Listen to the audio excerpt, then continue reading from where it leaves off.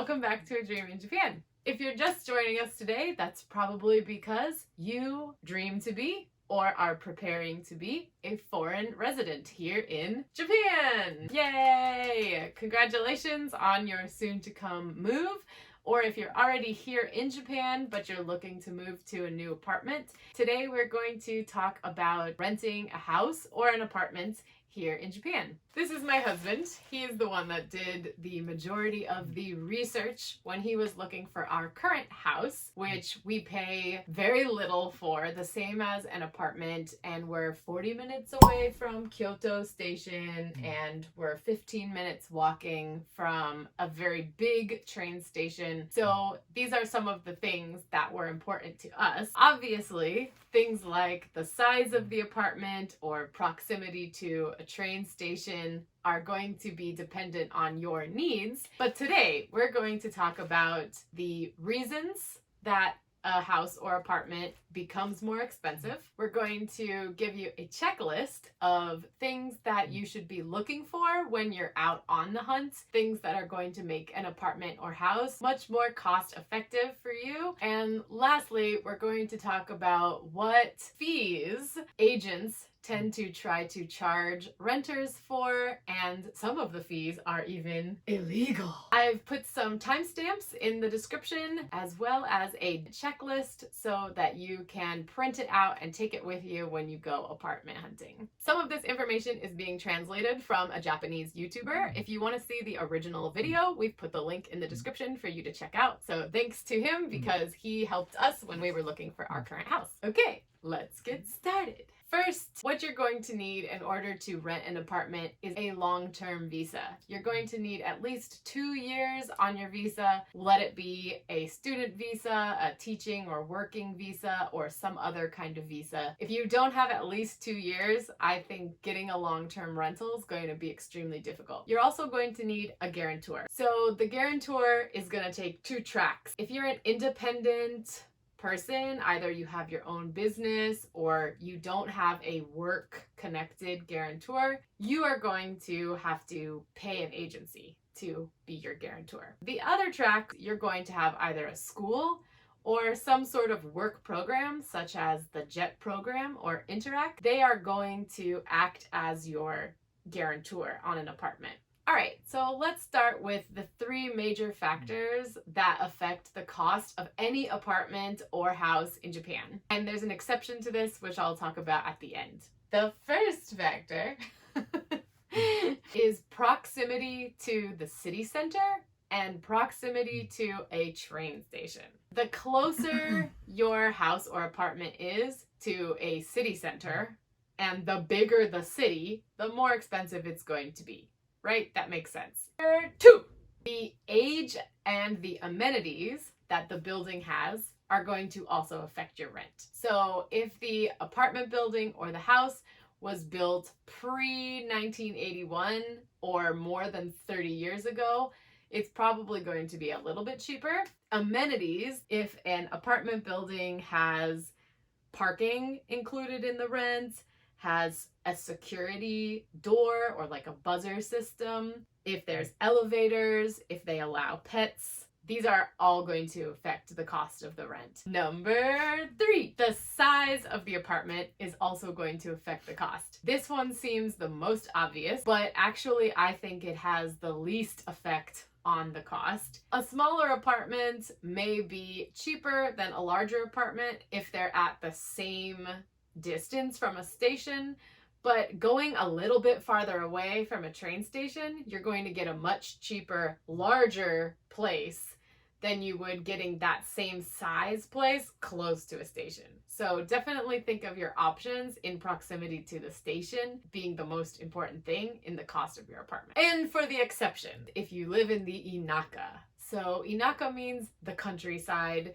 So if you move somewhere that basically has no train stations, has no city center, rent is going to be considerably lower than living anywhere close to cities or train stations. And in those areas, it's very easy, in my experience, to find both a house and an apartment for nearly the same price. So if you're looking for something bigger, you definitely get more for your money the farther you go from a major city. That's pretty true worldwide. Part 2 is a checklist of things that you should be looking for when you go apartment hunting. 2 categories: major things that will save you money in the long run. And the second list is minor things that you should be keeping in mind, which are more for convenience sake. Okay, let's cover this list. Major money saving items.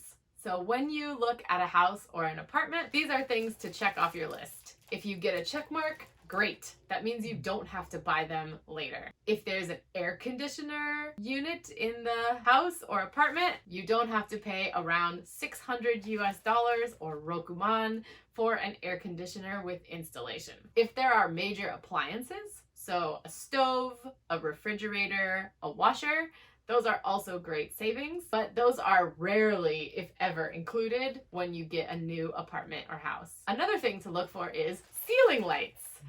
If there are any ceiling lights included with the house, anywhere, bathroom, living room, kitchen, that's a bonus. Most houses in Japan don't come with any kind of lighting fixtures, except maybe small lights in the entryway or in the bathroom. If there are clothes rods in any of the closets, that's also a money saving, as those are typically not installed in houses. Same for having a laundry drying system already installed on the balcony, also big help. Even small things like curtain rods are also something that are not typically included with a house. Check for things like built-in shoe storage in the entryway. See or ask your real estate agent if the house is already hooked up and prepared for internet service, because that's going to save you time and money down the road. See if there's a fire extinguisher that belongs to the apartment. If your house or apartment has no tatami flooring, which is the bamboo mat flooring, can be allergenic to people who have bad hay fever allergies, and it's difficult to clean. It has to be changed. Tatami is not a very good cost for money. And then if it includes things like free or included bike parking or a car parking space, also bonuses. So the more checks you had in that section, great. Now here's my list of minor things that you should check for, but they shouldn't be deal breakers. Number 1, was the apartment built before 1981? If it was built before 1981, it may not meet current earthquake standards. It won't change your insurance premiums, but it's something to think about. Number 2, are there building fees in addition to the rent? Is there a monthly security fee? Is there a cleaning fee? These are things you should ask. These would be equivalent to an HOA or a homeowners association if you're from a Western country. Number 3, is there a forest or a rice paddy very close to your house? These aren't bad for the house, but it may mean that there are a lot more bugs that you're going to have to deal with in the future. Number 4, is there a river close by? If there is, you should ask the agent if your house or apartment is on a floodplain. Number 5, how many outlets are in each room? If there's only one outlet in each room, welcome to my dang life. Number 6, where is the laundry hookup? If the laundry hookup is outside on a balcony, that's a bad thing. If the laundry hookup is on the inside, that's great. Number 7, how old is the shower or bathroom area in the house? If it's an all plastic unit bath, it's a lot easier to clean. If it's an old shower with a metal drain and other things, it's very difficult to clean. There's a lot more bugs. Number 8, what kind of water is in the apartment? Is it on-demand water or is it constantly circulating hot water? How close is the closest grocery store? How close is the closest convenience store or train station? You know, things you're going to need all the time. Are you responsible for changing the tatami mats when you move out? Changing tatami for an entire apartment could cost anywhere from $200 to $1,000. Also check on the quality of the windows. Insulation in Japan tend to be terrible. So if you're coming from a Western country where you're used to good insulation, it doesn't exist. The minute you turn off your air conditioner, all the air conditioning is pretty much lost. And do you have to pay key money or deposit fee? Typically, when you rent an apartment, You pay first month's rent, deposit fee, and key money, which traditionally is 3 times the rent. Other things you may want to consider are pets being allowed, smoking being allowed, storage capacity, soundproofing. How close are you to your neighbors? Okay, so that's my checklist. Take it with you so that you can sort of have an idea of what you should be looking for in a new apartment. And now we're going to move on to the last section. If you are an individual who is using an agency, this section greatly applies to you. If you're coming with a sponsorship program such as the JET program, or you're coming as a student, this section doesn't apply as much to you.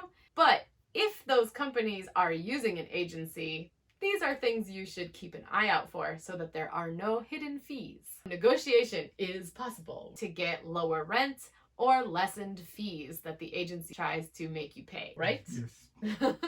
My husband is living proof of this. We were able to negotiate our rent. Just keep in mind that if you are in a big city with a lot of people, it's going to be much harder to negotiate the renting fee if you're in a populated or popular area. 実は値段の交渉はできます。まず最初は皆さん大半はですね、仲介業者利用されると思うんで、仲介業者にですね、値段の交渉をすることにはなると思うんですけれど、中にはですね、あまり良くない仲介業者はですね、値段交渉できませんと言ってくるところはあると思うんですけれど、それはですね、無視しましょう。あくまでも入居者とオーナー側でのですね、交渉になりますので、仲介業者は全く関係ないんです。なので、仲介業者にもですね、ちょっとその旨伝えてですね、オーナーとですね、値段交渉をしてくださいと、強気でですね、そこは言いましょう。その値段交渉する際の姿勢なんですけれど、例えば、いくらになりますかねとか、いくらまで下げれますかというだけではですね、なかなかオーナーさんも首をですね、縦には振ってもらえないのかなと思っておりますので、なので、むしろですね、オーナーさんも人間なので、賃料いくらまで下げてくれれば契約しますと、契約前提でですね、値段交渉のですね、お話を進めた方が、よりですね、値段交渉、うまくいきますので、実は私もですね、家賃の方なんですけれど、当初の賃料よりもですね、約8000円ですね、値引き交渉をしてですね、今のこちらのお家ですね、借りることに成功しておりますので、私の経験上からもですね、意外とですね、値段交渉は通るのかなというところありますので、ぜひ、値段交渉してください。Like he just said, we were able to negotiate about $80 less or 8,000 yen less on our rent. And your agents and your landlords are human. So it's okay to just ask them, tell them your needs, and ask them, hey, how much are you willing to lower the price? Because, etc., etc. Just be nice and they should be able to work with you.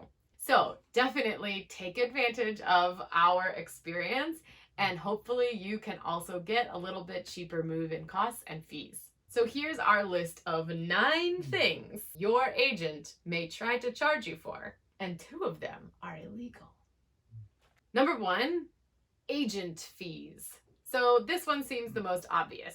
The agent helps you out to find an apartment and takes you around, so usually you pay the agent some fee. Many agents try to charge you a lot of money, but actually they are legally only allowed to charge you half of 1 month's rent. So for example, our apartment costs $400 for 1 month, so our agent fee was $200 or niman. So any more than half of 1 month's rent is illegal. So be careful that you don't pay a huge agent fee. 仲介手数料は 0.5 ヶ月分以上は取っていけないことが法律として定められております。0.5 ヶ月分の賃料には教育費や管理費等は含まれないので、その点忘れないようにしてください。Number 2, the administration fee or document fees are completely illegal to be charged by your agent. If the words 事務手数料、 administration fee or document fees 書類作成 show up anywhere on your contract or in negotiations, definitely you can say these are illegal. 事務手数料および書類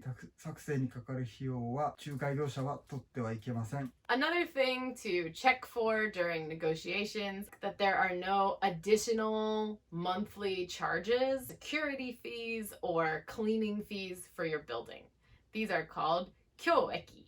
教育費 Kyoeki. Sorry. Next, it's also common for the agent or the owner to suggest that you buy fire insurance called 火災保険 kasai hoken, but it's usually much more costly than it needs to be. It's a lot cheaper to just buy separate fire insurance through a different company. It should cost you no more than 40 bucks or about 4,000 yen.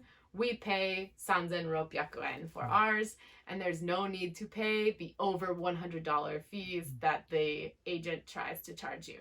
まず火災保険ですけれど、これは基本的にオーナーさんからですね、加入を求められることが、ほとんどです。火災保険の加入にあたって仲介業者が指定する権利は全くありません。自分たちの利益のために提携しているってこともあって、結構割高な火災保険も進めてきます。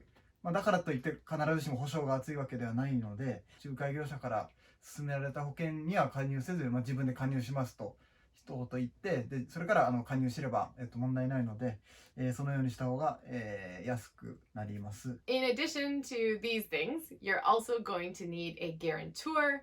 If you're an individual, you may need something like your parents to sign for you or your company, if you're being sponsored to come to Japan.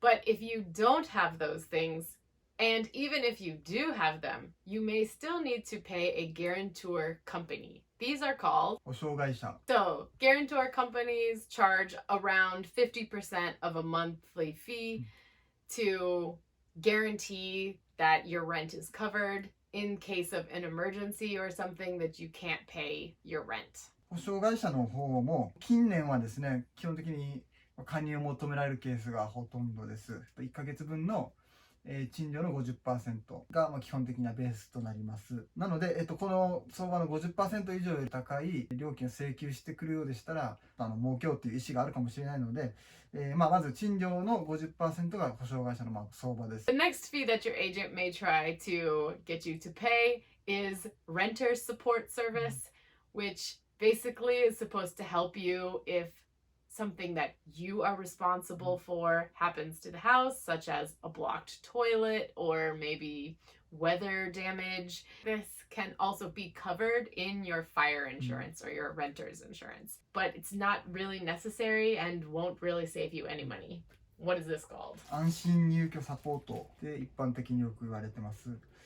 結論から言うと、こちらは不要です。火災保険で大半の方をカバーできることが多いです。 Next fee I think is hilarious, but the agent or the owner may offer to do a bug bomb or a pest elimination service or a smell elimination service. These are things that if you've already seen the apartment, you may realize you don't really need. As for the bug bomb, you can go and buy them at a local store for 10 or 20 bucks and do them yourself before you move in the first day. These are called 害虫駆除費プラスあとは除菌消臭費などがあります。こちらもですね、いりません。不要です。害虫駆除といっても害虫のスプレーをただですね巻いてるケースがほとんどで、それだけでは全然効果はありません。ここはですね外してもらいましょう。 They try to be real sneaky. The other sneaky fee is a fire extinguisher fee. I guess you can pay it if you want them to provide a fire extinguisher. You can also go buy one yourself, probably for a lot cheaper, and there may already be one at the apartment. So don't get charged for your fire extinguisher. 簡易消火器に関する費用ですね。こちらも請求されたら断りましょう。むしろですね、オーナーが負担すべきものなんですよ。それをですね、業者はですね、我々にですね、請求してくるということがですね、たまにございますので、こちらもですね、不要ですというところをきっちり伝えてですね、断ってください。 And the last one is the key fee. Really all the money is for the owner to change the locks on your apartment. If you're taking over the apartment from someone and you know they're not in the country anymore, there's definitely no reason to be charged. If you're getting a new apartment, yes, it's probably a good thing to have the locks changed. You could do it yourself and then provide a set of keys to the landlord and try to get them to waive the key fee. 鍵交換代ですね。こちらも基本的にはいりません。不要です。基本的にですね、前の方と同じ鍵の種類でいいので、そのままにしてくださいと。新たに鍵交換する必要ありませんと言えば、外すことできますので、こちらも無駄にお金かけたくない人は外しましょう。で、たまにですけれど、退去時の鍵交換代を請求する悪質なですね、仲介業者もおりますので、ここれは認められてないことですので、あとは鍵ですね、もし防犯上不安があるって方は、とか自分で、まあもちろんオーナーさん相談した上でですけれど、自分で鍵交換すればいいだけの話ですので、そしたら全然仲介業者から請求される費用よりもですね、かなり抑えた状態で鍵交換できますので、こちらを検討してください。Okay, that's all for our video today. We hope you enjoyed and found this content useful. If you have any questions or comments, please leave them in the comments below and we'll try to get back to you with the most accurate information. If you enjoyed, please give this video a thumbs up and subscribe to our channel for future information about living here in Japan. All right, good luck getting your first a house or apartment in Japan or a new house or apartment in Japan, and keep dreaming, dreamers. Bye. Bye.